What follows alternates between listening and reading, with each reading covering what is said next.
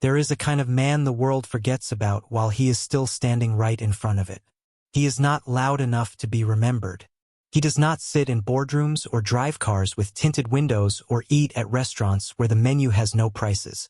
He does not appear in newspapers or give speeches at ceremonies where men in good suits shake each other's hands under bright lights. The world walks past him every morning without turning its head.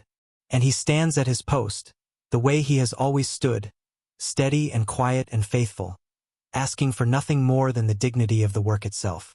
This is a story about one such man. His name was Emmanuel Boateng, but nobody in the compound called him that. The gatemen at the house called him Papa Manu. The house girls called him Uncle. The drivers who pulled in and out of the big iron gate called him Old Man, but warmly the way you call someone Old Man when you mean it as a kind of honor. Even the dogs, 2 large brown dogs that guarded the back fence, seemed to know him by some other, quieter name. They never barked at him. Not once in all his years of coming and going through that gate. They would lift their heads when he passed, watch him with their soft amber eyes, and then lay their chins back down on their paws, satisfied. Emmanuel Boateng had worked as gateman at the Mensah Estate for 22 years. If you have never stood at a gate for 22 years, you may not know what that means in your body. It means your knees carry the record of every cold harmattan morning when the concrete beneath your boots turns stiff and unforgiving. It means the skin of your hands has thickened and darkened from 10,000 evenings when the sun pulled away its warmth and left you standing alone while the rest of the world moved inside toward its supper.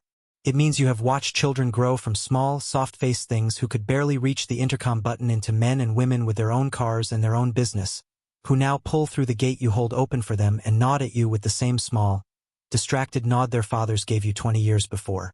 Emmanuel knew all of this in his body. And he bore it without complaint, because he was the kind of man who understood the dignity of a post well kept. He was 63 years old. A small, lean man with a face that had been carved by weather and years into something that was not so much old as it was settled the way a good piece of furniture settles, past beauty and past newness into something deeper, something that simply belongs where it stands. His hair was silver at the temples and gone entirely from the top.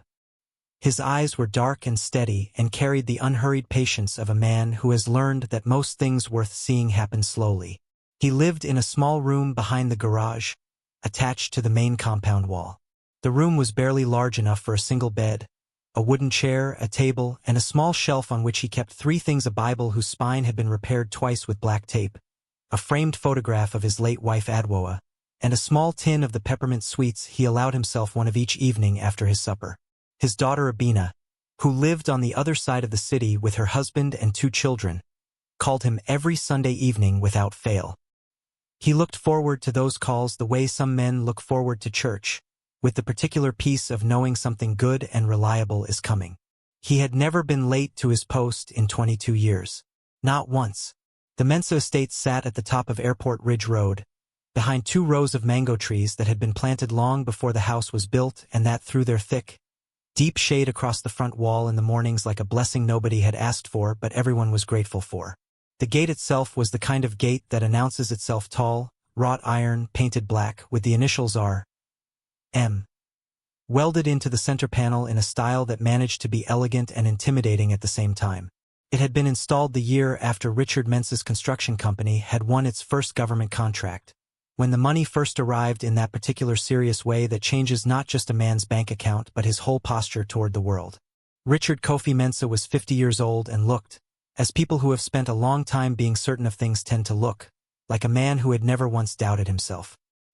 He was tall, well-built in the manner of someone who paid a trainer to come to the house at 5 in the morning, and he wore his suits with the particular ease of a man who had owned enough of them to stop thinking about them. His company, Mensah Group, had its fingers in construction, real estate, and 3 government infrastructure projects whose signboards stood on the sides of highways all over the country, green and white and printed with his name beneath the project title in lettering just large enough to be read at speed. He was not a cruel man in the way that requires planning. He was cruel in the simpler, more common way, the way of a man who has stopped paying attention to the people around him because he has decided, quietly and without ceremony, that they are not worth attending to. He had never once, in 22 years, asked Emmanuel Boateng how he was feeling. He had never asked about his health or his family, or his life in the small room behind the garage. He had passed through the gate thousands of times, Emmanuel's rough hands pulling the heavy iron open in the early mornings, holding it as the black Mercedes or the silver Land Cruiser rolled through, then pushing it shut again behind the taillights, and Richard had looked through Emmanuel the way you look through a window. Not rudely, simply without interest. Emmanuel was part of the infrastructure of his life, like the gate itself, like the mango trees, like the dogs in the back. Maintained, functional, expected to be there. If you had asked Richard Mensah about his gateman that morning, the morning that everything changed, he could have told you Emmanuel's job title and approximately how long he had been working there. He could not have told you the man's second name. It was a Tuesday in July, the kind of July morning that arrives in Accra like something with intentions, the sky a deep bruised blue in the west still holding the last of the night, and the east already burning orange and gold behind the office towers. The kind of morning where the air smells of wet earth and old wood, and the first smoke from kitchens where women have risen before the sun to begin the serious business of the day. Emmanuel was already at his post. He had been there since 5:15, as he was every morning. He had swept the entrance apron of the compound, a wide semicircle of red brick paving that always accumulated dry leaves from the mango trees in the night, and then he had opened the small pedestrian gate to receive the first of the house staff as they arrived. Mamie Si, the head cook, came first as she always did, smelling of the shea butter she used on her hands each morning and carrying a basket with the particular purposeful walk of a woman who has a full day already arranged in her head. She greeted Emmanuel with the warmth of someone who recognizes a fellow early riser, the small, informal brotherhood of people who belong to the quiet hours. "Papa Manu, how was the night?" "Peaceful, my daughter, peaceful." He always called the younger staff members his daughter, his son, not with condescension, with the honest affection of a man who had absorbed, over decades, a compound full of people as something close to family. "Your tea is cold," she said, nodding at the enamel cup on his small stool beside the guard post. "Let me bring you a fresh one." "No need. Cold tea is still tea." She laughed, shaking her head, and went on toward the kitchen entrance. By 6:30, 3 of the 4 housegirls had arrived, then the compound sweeper, then the gardener who came 3 mornings a week and always brought an orange from his own tree for Emmanuel without being asked. Emmanuel received the orange and placed it beside the cold tea and made a note to himself to eat it at mid-morning. By 7, the main gate was open and the day had properly begun. It was at 7:15 that the boy arrived. He was perhaps 14, 15 at most, walking quickly on the road outside the compound wall with the particular look of someone who is trying to appear casual while internally running a very fast calculation. He was thin, wearing a school uniform that was clean but faded at the collar, carrying a small backpack that hung off one shoulder. He slowed when he reached the gate and looked in. Then he stopped entirely. Emmanuel watched him from the guard post. The boy's shoes, Emmanuel noticed shoes, had always noticed shoes, believed a man could learn most of what he needed to know about another man's life from his shoes were worn at the outer edges, the right sole beginning to separate from the upper in a way that had been stitched back with thick brown thread that did not quite match the black leather. School shoes repaired at home by someone who knew how to make things last. "What is it?" Emmanuel called to him, not unkindly. The boy met his eyes. Then he looked past him into the compound, as if calculating something. Then back at Emmanuel. "Please," he said, "I have not eaten since yesterday afternoon. I was going to my auntie's house, but the trotro dropped me at the wrong stop and now I don't have transport and—" He stopped, as if hearing himself and realizing the length of the explanation. He swallowed. "Please, uncle. Anything." Emmanuel looked at him for a long moment. He had no authority to bring a stranger into the compound. That was perfectly clear. The rules about strangers at the gate had been communicated to him years ago by Richard Mensah's then operations manager, a thin man named Key who spoke in bullet points. No unauthorized persons on the premises. No food to be given from the compound kitchen without the madam's instruction. No exceptions. Emmanuel took the orange from beside his tea. He walked to the gate and held it out through the pedestrian opening. The boy looked at it and then at Emmanuel with the expression of someone who is trying to decide whether to believe in something. Then he took it. "Go straight," Emmanuel said. "When you reach the filling station, turn left." The bus stop for La Paz is 40 meters from there. Tell the driver you are short. Sometimes they hear you." The boy looked at the orange in his hand. Then he looked up at Emmanuel. "Thank you, uncle," he said quietly. Not the quick, reflexive thank you of someone moving through a transaction. Something more considered. Something that meant it. Emmanuel returned to his post. He didn't give it another thought. That was the thing about this kind of man, he didn't perform his kindness or return to it or require it to mean anything beyond itself. He gave the orange because the boy was hungry, and the morning moved on. The incident with Richard Mensah began at 9:30. The black Mercedes came through the gate and slowed, which was unusual. Richard never slowed inside the compound, and the rear window lowered. Emmanuel approached immediately. Richard Mensah was looking at his phone. He did not look up when he spoke. "The Abarofos are coming to the house this evening. I need the gate area cleared completely by 4 o'clock. Move your stool. Move that, whatever that is." He gestured vaguely in the direction of the guard post without looking everything. "I want it clean. Professional. These people are Europeans. They notice things." "Yes, sir. It will be done." The window began to rise. Also, the window stopped. Richard was still looking at his phone. "I noticed this morning when I was coming out that you were talking to some boy at the gate, giving him something." Emmanuel was still. "He was hungry, sir. I gave him my orange." "I don't care what you gave him." Now Richard looked up. His eyes met Emmanuel's with the particular flatness of a man who has decided something and is now simply announcing it. "I don't run a charity at my gate. This is a private residence. I have told this before. No strangers. No exceptions." He paused. "You've been here long enough to know better." Emmanuel said nothing. "Make sure it doesn't happen again," Richard said. The window finished rising. The car moved on. Emmanuel stood at the gate and watched the Mercedes disappear around the side of the house. Then he returned to his post. He picked up the cold tea. He drank it. He set it down. He did not say anything about this to Mame Esi when she brought him a new cup at 10 o'clock. He did not say anything to the gardener or the compound sweeper or the house girls. He cleared the gate area by 3:30, moved his stool, moved the guard post equipment, swept the entrance apron a second time until it was as clean as it was ever going to get. When the Europeans arrived in a rented car at 5:05, Emmanuel held the gate open for them with the same steadiness and quiet dignity with which he had held it open every day for 22 years. That night he called his daughter Abina. She told him about the children. Her son Kofi had won a spelling competition at school, and her daughter had lost a tooth and been devastated and then thrilled in the dramatic, reversible way of small children encountering new things. Emmanuel laughed at this. A real laugh, warm and specific. The laugh of a man who knows exactly which child she means and can see the whole scene without being told. They talked for 30 minutes.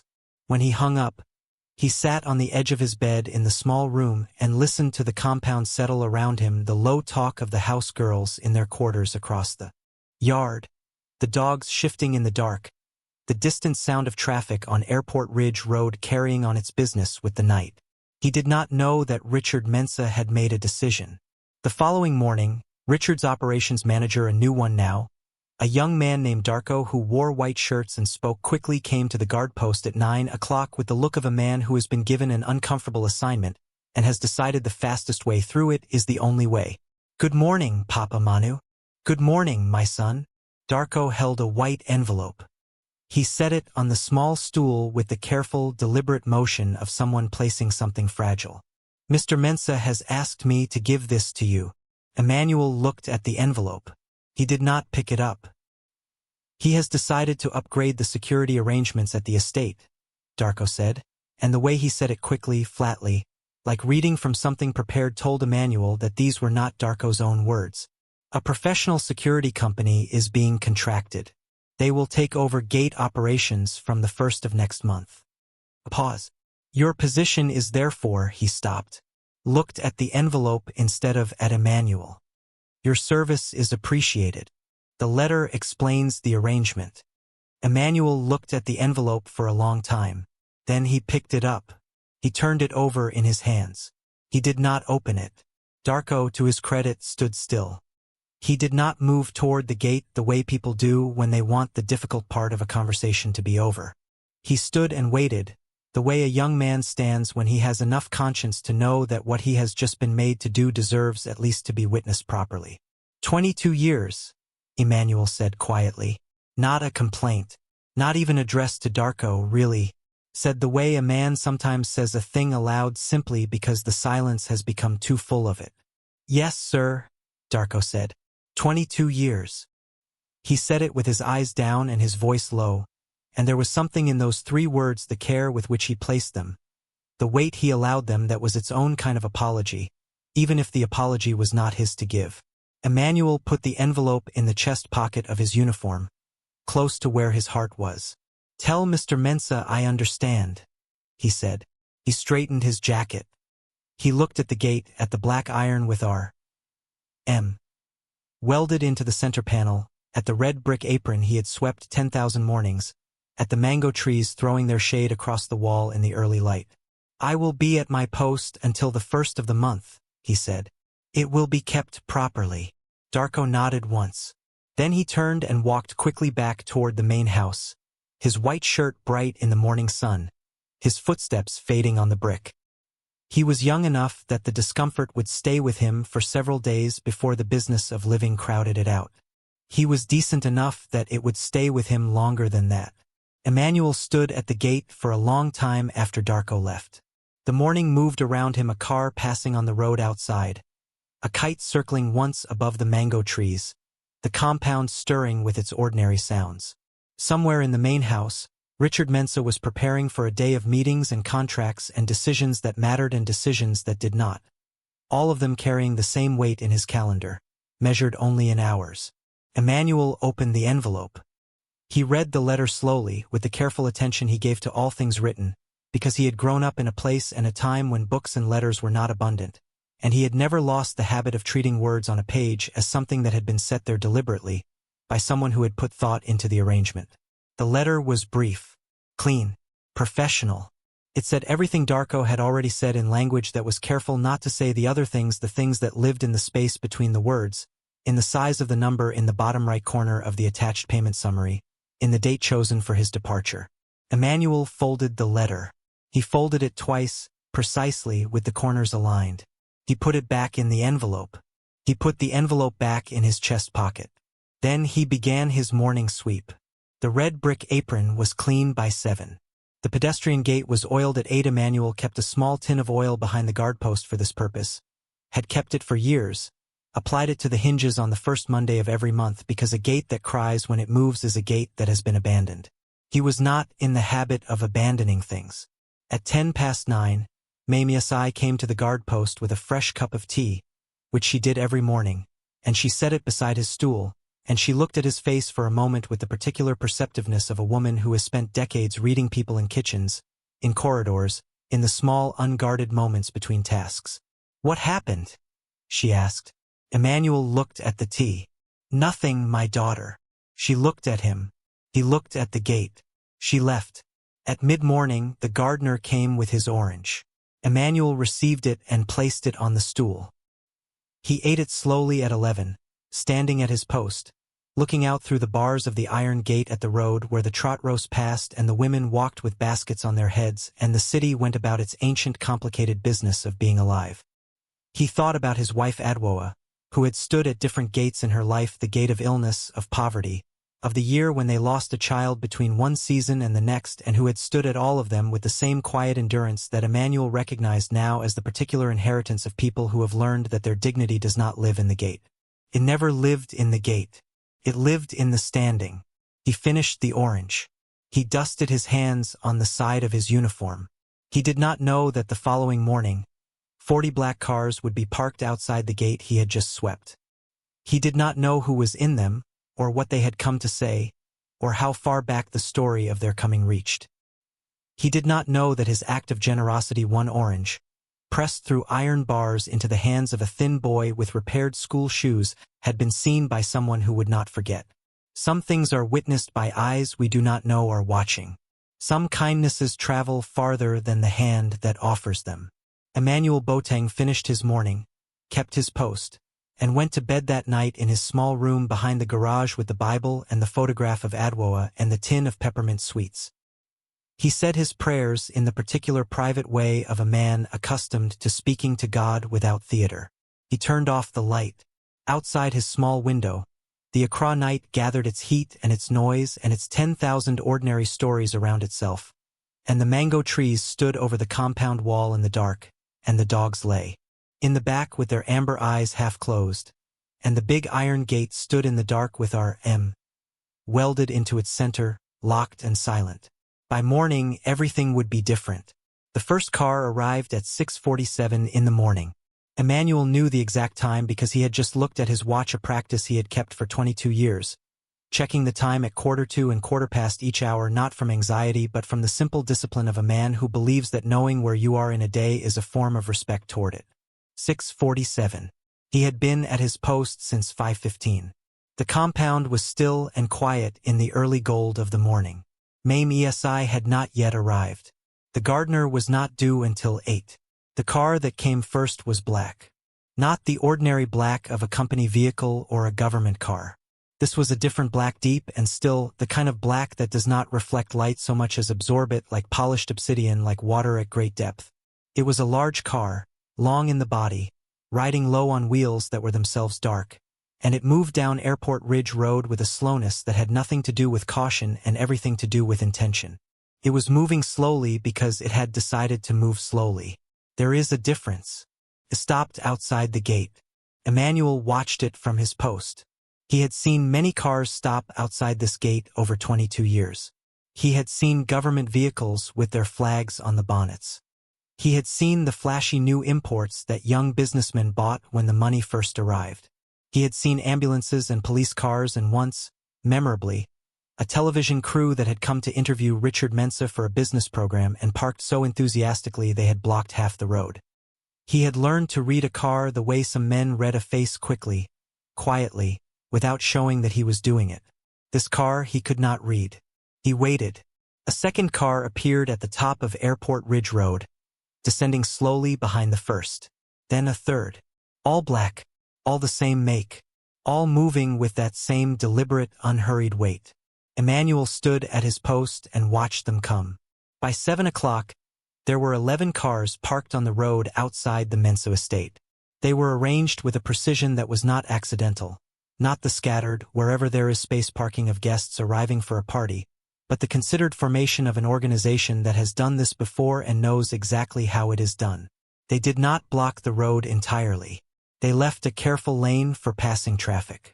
But they lined the wall of the compound with their dark bodies the way soldiers line a perimeter, and the effect even before a single door had opened was one that made the air outside the gate feel different. Heavier. More formal. The house girls had arrived by now. Both of them stopped at the pedestrian entrance and stood very still, looking at the cars through the bars, and then looking at Emmanuel with that expression that means, "Do you know what this is?" Emmanuel shook his head. Slightly, barely. He didn't know what it was. Mensah arrived at 7:10 and stopped dead in the entrance when she saw the cars from the road. She came to the gate and stood beside Emmanuel and said nothing for a full 10 seconds, which for Mensah, a woman who had an opinion on everything and preferred to share it promptly, was itself significant.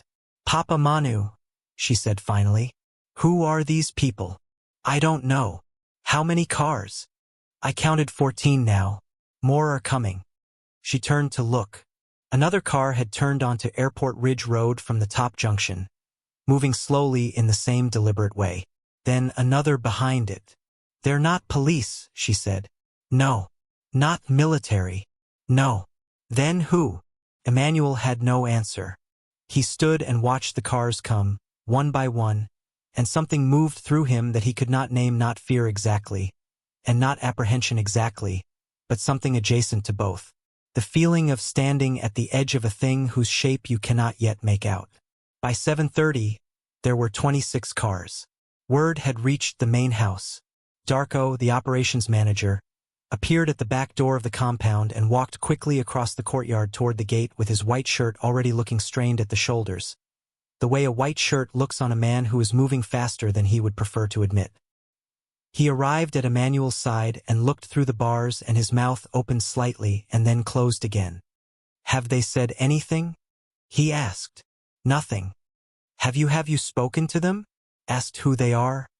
"They have not approached the gate," Emmanuel said. "They have simply parked." Darko pulled out his phone. He called someone, then someone else, then a third person, each time moving slightly away from Emmanuel as if privacy were possible in an open courtyard when the ears of a man who has spent 22 years listening carefully are nearby. Emmanuel caught pieces. "Sir, there are cars, many cars outside." "No, sir, I don't know who." "Yes, the gate is still. Should I?" He came back to Emmanuel's side. "Mr. Mensah is asking what vehicles they are." "I can tell you the make," Emmanuel said. "They are Toyota Land Cruisers. V8. The new body style. All the same color. No plates visible from here." Darko relayed this, listened. His face did the thing faces do when the person on the other end of the phone says something that requires a new expression entirely. "Yes, sir," he said, and hung up. He looked at Emmanuel with a slightly altered look. "He is coming down." Richard Mensah appeared 8 minutes later. He came through the compound in a different way from usual, not the unhurried, measured walk of a man moving through his own territory on his own schedule, but something with more velocity in it, more awareness of the ground beneath his feet. He was wearing a white agbada that he had clearly already been dressed in for some morning engagement, and it moved around him as he walked, and he was pressing his phone to his ear as he came, talking in a low, controlled voice that did not travel far enough for Emmanuel to hear the words but carried enough of its own tension to be read from 30 meters away. He came to the gate and looked through the bars. For a moment, Richard Mensah said nothing. He looked at the cars. There were 31 of them now, parked in that careful, deliberate formation along the compound wall, and he looked the way a man looks at something he does not have a category for, something that has appeared outside the filing system of his experience and that his mind keeps trying to slot into an existing folder and keeps failing. He lowered the phone. "Has anyone gotten out of the cars?" he asked. The question was directed at Emmanuel, but the tone was not that of a man asking a gateman for information. It was the tone of a man thinking aloud. "Not yet, sir," Emmanuel said, as if the words had been a signal, as if some frequency existed between Emmanuel's answer and what happened next that no one could explain. The door of the first car opened. A man stepped out. He was tall and wore a dark suit of the kind that does not announce its quality loudly but settles on the body with the quiet authority of something made specifically for the person wearing it. He was perhaps 45, clean-shaved, with the bearing of someone accustomed to entering rooms before which other people have arranged themselves. He stood beside the first car and looked at the gate for a moment. Then he raised one hand, not a wave, more of a signal, and the doors of the other cars began to open. Men in dark suits, 6 of them, 8, 12. They arranged themselves along the pavement in a way that was unhurried and complete, the way water finds its level, as if they had rehearsed the geometry of this moment or simply done it enough times that the rehearsal was in the muscle. Then the door of the 7th car, a larger vehicle, longer than the others, positioned exactly in the middle of the line, opened. And a boy got out. He was perhaps 14, 15 at most. Thin, wearing a fresh school uniform not faded at the collar this time, clean and pressed and fitted properly, the kind of uniform that belongs to one of the good schools on the hill, and carrying a backpack on one shoulder. He stood on the pavement outside the Mensah Estate and looked at the gate with large, quiet eyes. Emmanuel felt something cold and slow move through his chest. He knew those eyes. He knew the particular quality of stillness in that face, the look of a boy who has learned to be careful with how much he shows, who calculates before he speaks, who watches before he decides. He knew the proportion of the face, the particular angle of the jaw, and the set of the shoulders, which were the same shoulders that had walked quickly down Airport Ridge Road 5 days ago in the direction of the wrong bus stop, carrying a school backpack and the weight of a hunger that had not been fed since the previous afternoon. He knew the repaired shoes. They were the same shoes. Black leather, right sole restitched with brown thread that did not match, slightly worn at the outer edge. He was looking at them through the iron bars of the gate, and he was completely certain. This was the boy he had given his orange to. Emmanuel stood very still. Beside him, Richard Mensah had also gone still, but for different reasons. He was looking at the man who had emerged from the first car, the tall one in the dark suit, who was now walking toward the gate with a measured, purposeful stride, and something in Richard's face had shifted. Not much. Richard was a controlled man. But Emmanuel, who had spent 22 years reading the small changes that moved across this man's face between arriving home in the evening and disappearing into the main house, saw it. Richard Mensah recognized someone. The tall man stopped at the pedestrian gate. He looked at Emmanuel, first a direct, appraising look, not unkind, and then passed him at Richard. He inclined his head slightly. The courtesy of someone who greets another man as an equal but who has not yet decided whether the greeting will remain warm. "Good morning," he said. His voice was deep and unhurried. He spoke the English of a man who had also been educated in other languages and had chosen this one for the moment. "I am looking for Mr. Richard Mensah." "I am he," Richard said. His voice was almost entirely steady. "Almost." The tall man nodded. "My name is Benjamin Asante. I am the personal secretary and chief of protocol to His Royal Highness Nana Kweku Asante III, paramount chief of the Asante-Brong Confederation." A brief pause, during which the title arranged itself in the morning air. "His Highness has requested a meeting with you, Mr. Mensah, this morning if you are available." The last clause was framed as a question. Everyone present understood it was not. Richard Mensah had gone the color of a man who has just discovered that the ground beneath his feet is not as solid as he believed it to be an hour ago. He was 48 hours from the largest contract negotiation of his career, a regional infrastructure project worth 400 million cedis, for which his company had submitted the lead bid and which was being reviewed by a government committee that reported, ultimately, to a traditional council of authority. An authority whose political and social weight in this region was difficult to overstate and impossible to replace. Nana Kweku Asante III sat at the head of that council. "Of course," Richard said. His voice was measured and professional and gave nothing away to anyone who was not paying very close attention. "I would be honored. Please come in." He turned to Emmanuel. And for the first time in 22 years, Richard Mensah looked at Emmanuel Boateng with actual attention. Not a glance. Not the automatic flicker of a man registering the presence of a useful object. He looked at him, and in that look was the beginning of a terrible understanding. Emmanuel met his eyes without expression. Then he began to open the gate. The tall man Benjamin Asante waited as the iron swung open. Then he turned and made a small signal to the boy, who had been standing quietly on the pavement throughout all of this. The boy came forward. He walked through the gate, and as he passed Emmanuel, he stopped. He looked up at him. Those large, careful eyes.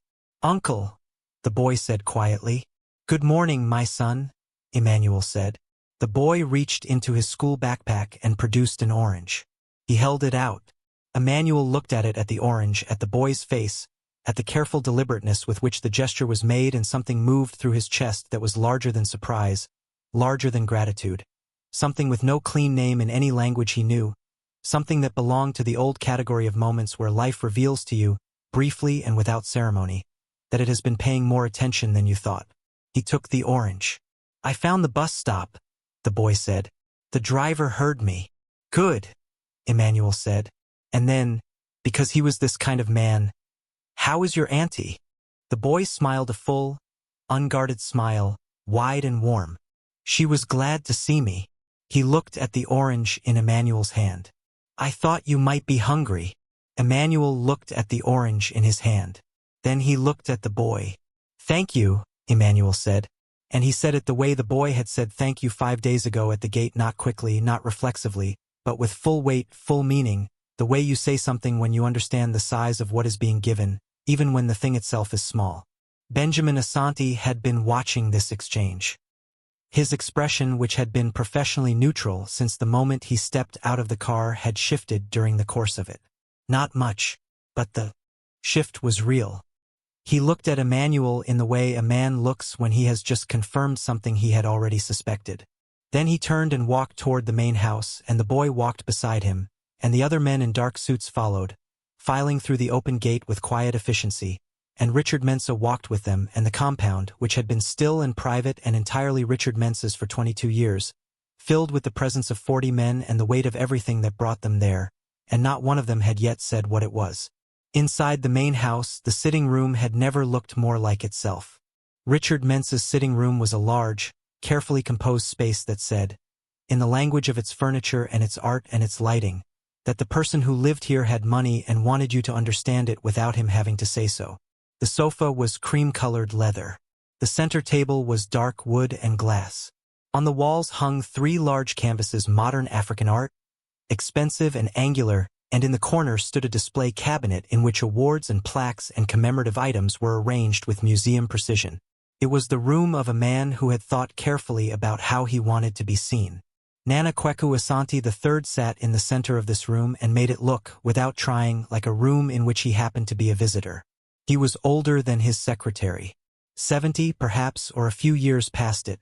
But his age wore on him the way age wears on certain men who have spent their lives in the company of consequence, not as diminishment, but as a kind of accumulated authority, weight without heaviness. He wore traditional cloth in dark gold and deep burgundy. Kent worked through with thread that caught the morning light coming through Richard's large windows, and he sat with the composed stillness of a man who has learned, over a long life, that urgency is usually a form of weakness wearing the costume of efficiency. Beside him, the boy sat quietly with his backpack on his lap.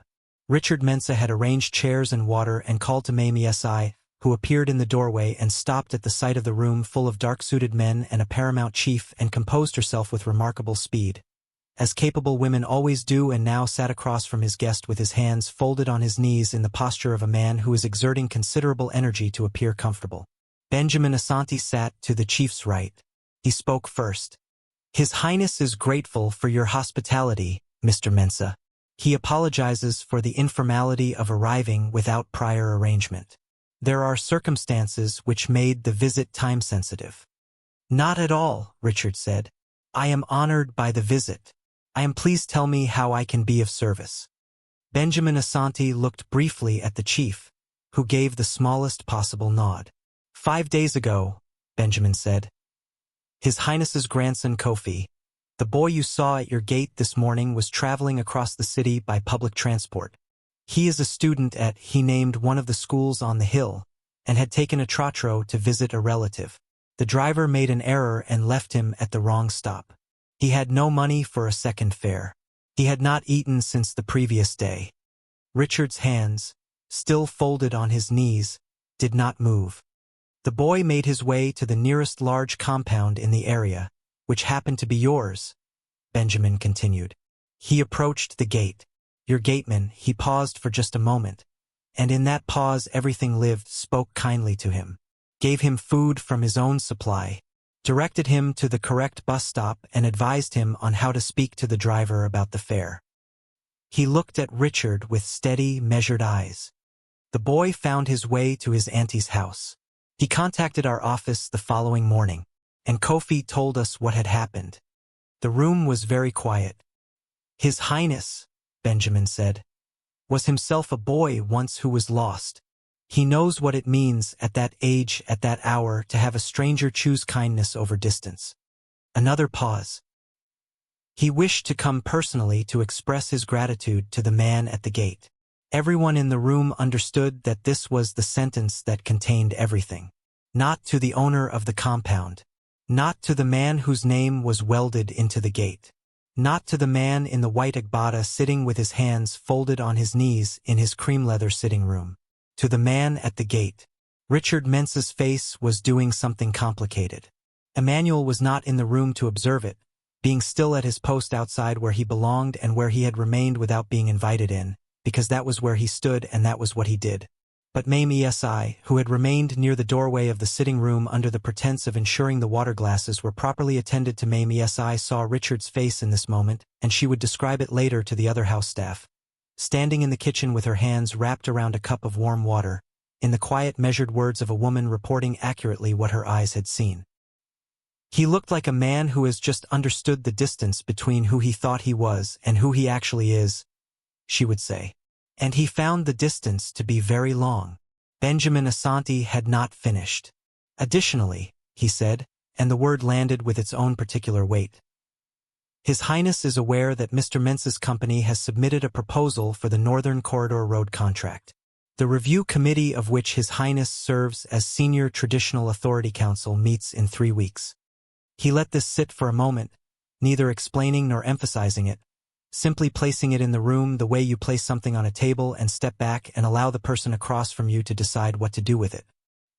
His Highness wanted to make this visit before that meeting. He felt it was important to do it in the correct order. Richard Mensah, whose entire career had been built on the ability to read a room and respond to it with precision and intelligence, sat in his own cream-leather sitting room and found, for perhaps the first time in his professional life, that the room was reading him. "Mr. Mensah," Benjamin said. "His Highness has one request." "Anything," Richard said, and the speed with which he said it, the involuntary, unguarded quickness of it told the room more than a long, prepared answer would have. Benjamin Asante glanced again at the chief, who had said nothing yet, who had sat throughout this meeting with the patient composure of a man who has learned that the right words, delivered at the right moment, are worth more than all the words delivered at the wrong one. Nana Kweku Asante III looked at Richard Mensah. When he spoke, his voice was not loud. It did not need to be. It had the quality of certain old voices, unhurried, entirely certain of itself, the kind of voice that has been listened to for so long it no longer needs to ask. "Bring me the man at the gate," he said.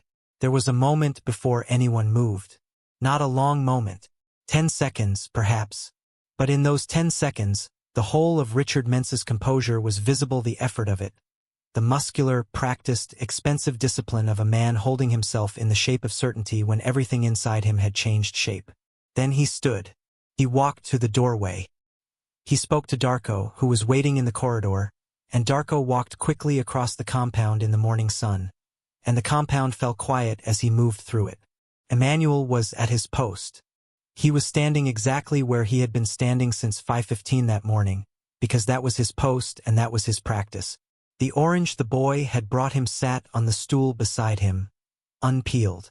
He had been saving it. He was not entirely sure for what. Darko came to him across the compound and stopped at the guard post. "Papa Manu," he said.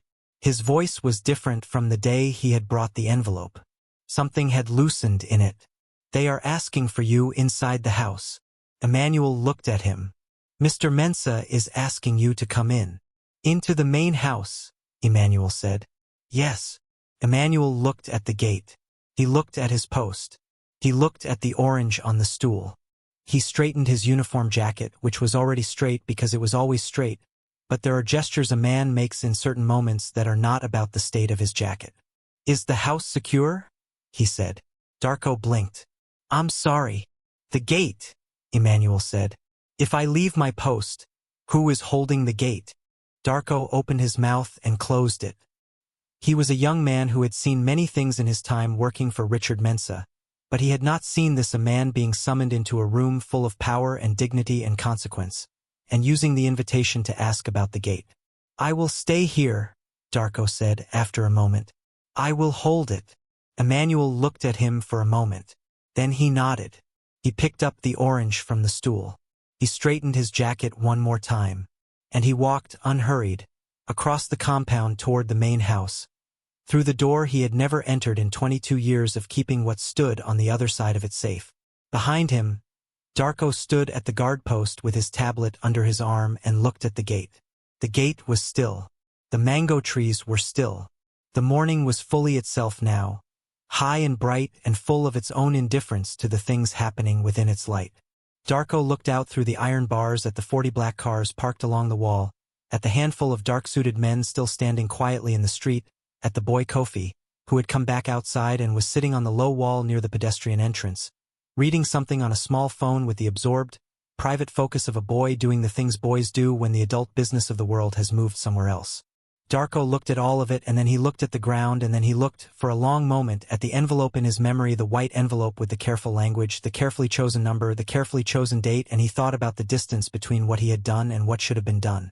He was a young man, and he would not carry this for as long as it deserved, because that is the mercy and the liability of youth. But he felt it now, fully, standing at a post that did not belong to him and holding a gate that another man had held with more grace than either of them had understood. Inside the main house, Emmanuel Boateng walked down the hallway of the Mensah Estate for the first time in 22 years. He held an orange in one hand. He did not know, walking through that door, that his life was about to turn completely. He did not know the name of the man sitting in the cream leather chair or the weight of what that name carried. He knew only that he had been asked to come, and so he came, and he would do what he had always done: stand at whatever post he was placed at, hold it faithfully, and trust that the doing of a thing with full presence is its own sufficient answer. Some arrivals look like endings. They look like being handed a white envelope, like 22 years folding into a number on a page. Some arrivals are the opposite. The door to the sitting room opened. Emmanuel stepped in. The paramount chief looked at Emmanuel the way very old, very wise men look at things they have already understood before the looking, with recognition rather than discovery, with the calm of someone whose intuition arrived ahead of his eyes. Emmanuel stood in the doorway of a room he had never entered. He held his orange. He took in the space without rushing through it: the cream sofa, the glass table, the angular canvases on the wall, the gathered men in dark suits arranged along the edges of the room like sentences at the margin of a page. He took in Richard Mensah, standing slightly to one side with his hands at his sides and an expression that had surrendered its composure and not yet found a replacement. He took in the boy Kofi, who had come back inside and now sat near his grandfather with the particular stillness of a child who understands that something important is happening and has chosen to honor it with silence. Then Emmanuel looked at the old man in the center of the room. He did not know who he was. Not yet. But he recognized the quality of the man the way you recognize certain weather before it arrives, by the weight of the air, by some atmospheric shift that the body reads before the mind does. He straightened, not out of performance, out of simple respect for what he could feel in the room. Nana Kweku Asante III looked at him for a long moment. Then the chief smiled.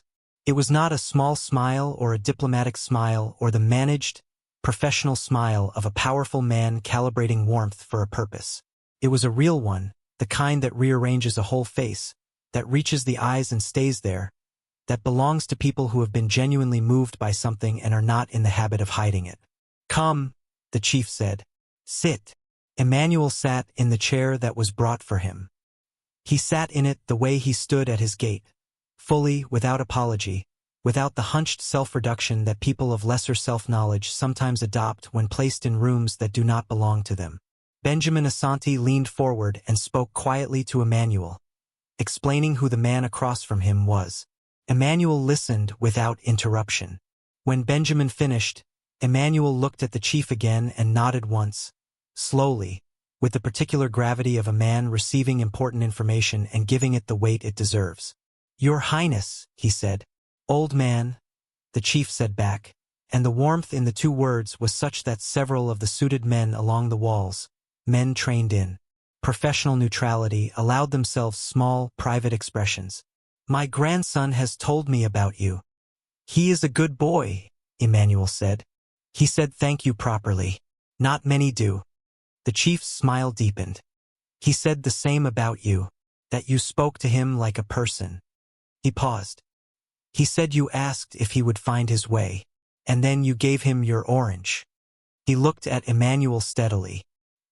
"He said it was the only orange you had." "I had already drunk my tea," Emmanuel said simply. "A man can manage without an orange."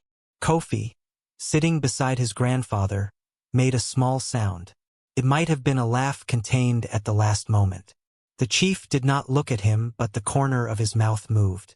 "I understand," the chief said then, and the register of his voice changed slightly, deepened, "that your position here is being ended." The room adjusted itself around the sentence. Richard Mensah, standing at the margin of all of this, went very still. Emmanuel looked at his hands in his lap. "Yes, Your Highness. 22 years. Yes.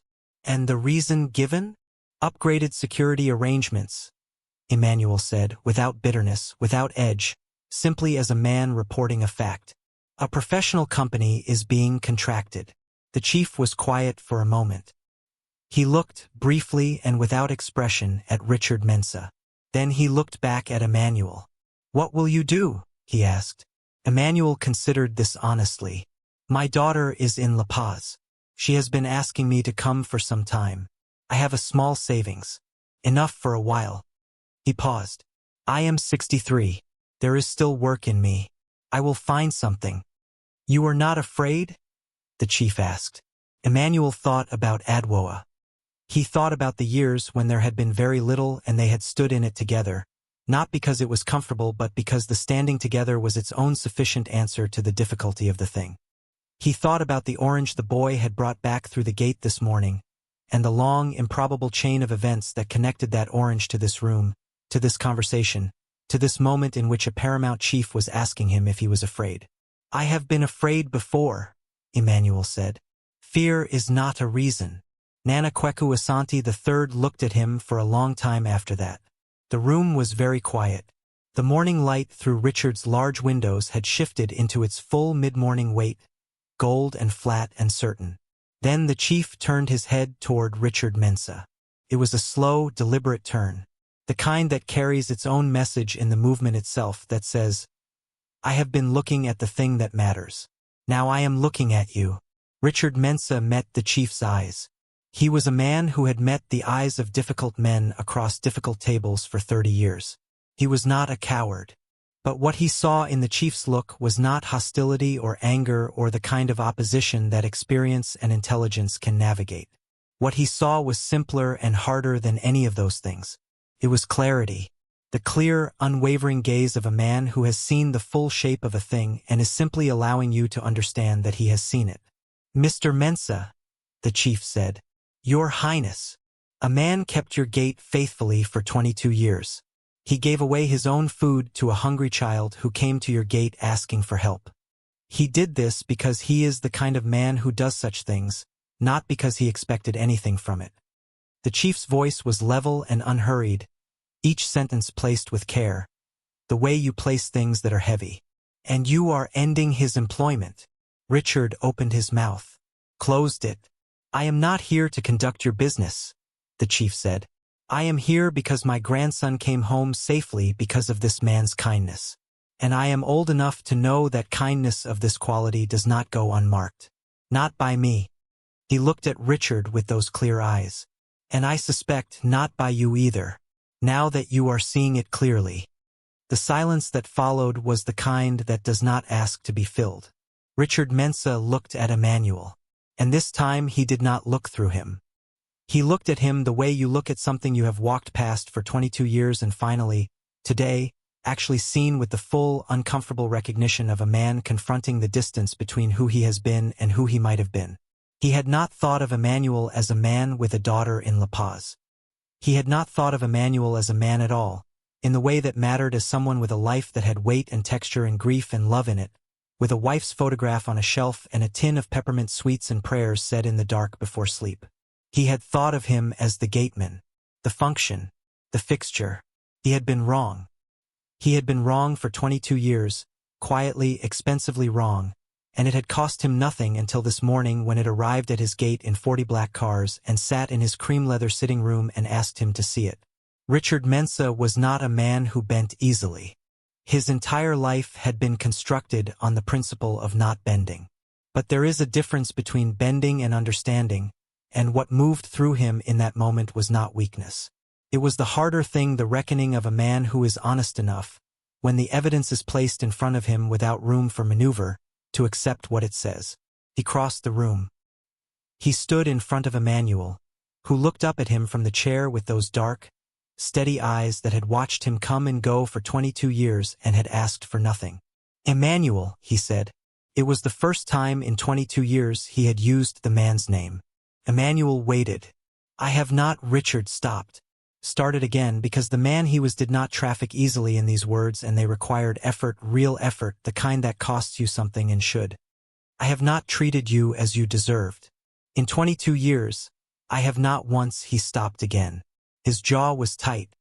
I owe you an apology that is larger than I know how to give properly.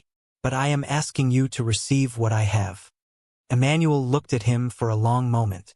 I receive it, he said quietly. Then, because he was Emmanuel Boateng, how is your family, sir? Richard blinked.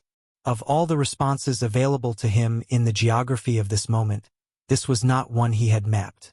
A sound came from somewhere in the room. Mensah, who had appeared at the doorway again, pressed the back of her hand to her mouth.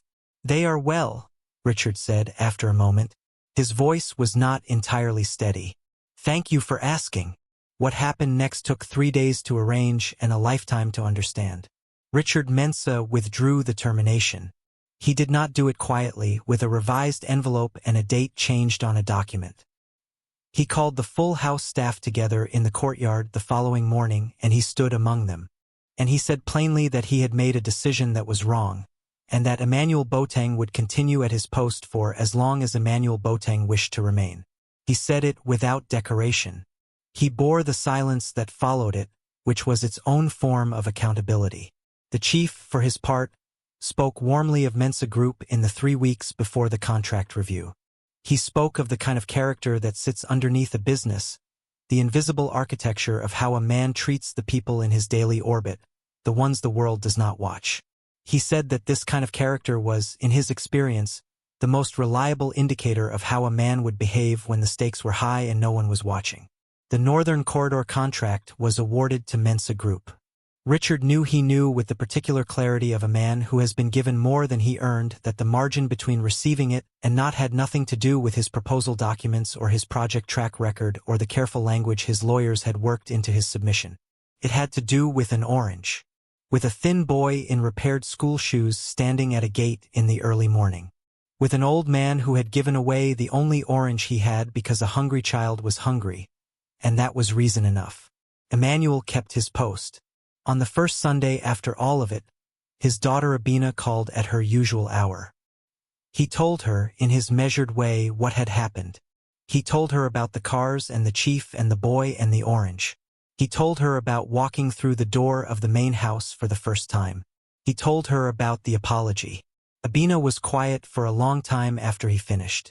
"Papa," she said finally, "were you not afraid? Walking into that room not knowing what was inside?" Emmanuel thought about it. "I had my post," he said, "and I had my orange. That was enough to walk in with." He could hear her smiling through the phone, the particular sound of it, the small breath that meant she was moved and trying not to be too obviously moved because that was how she was, his daughter, careful with her tenderness the way her mother had been, releasing it in small, true portions. "I love you, Papa," she said. "And I you," he said. "Now tell me about Kofi's spelling competition." She laughed, and he laughed, and the Sunday evening settled around him in his small room behind the garage, the Bible, the photograph of Adwoa, the tin of peppermints, and through the small window the Accra night came on slowly, the sky going from orange to violet to the deep, star-scattered dark that belongs to everyone equally, the man in the penthouse and the man at the gate alike, the sky making no distinction, offering its darkness and its stars to whoever has the patience and the stillness to look up and receive them. Emmanuel Boateng ate his peppermint sweet. He turned off the light. He had held the gate. He had kept his post. He had given away his orange when a child was hungry, without calculation, without expectation, with nothing but the simple, ancient, irreducible understanding that this was what a person did when they had something and another person needed it. That was all he had done. And that, in the end, was everything. Thank you for sitting with this story all the way to the end. If it moved you, I think you'll find a home in the other videos on your screen right now. And if you haven't subscribed yet, come join us. There's always a place by the fire at Village Heart. Until next time.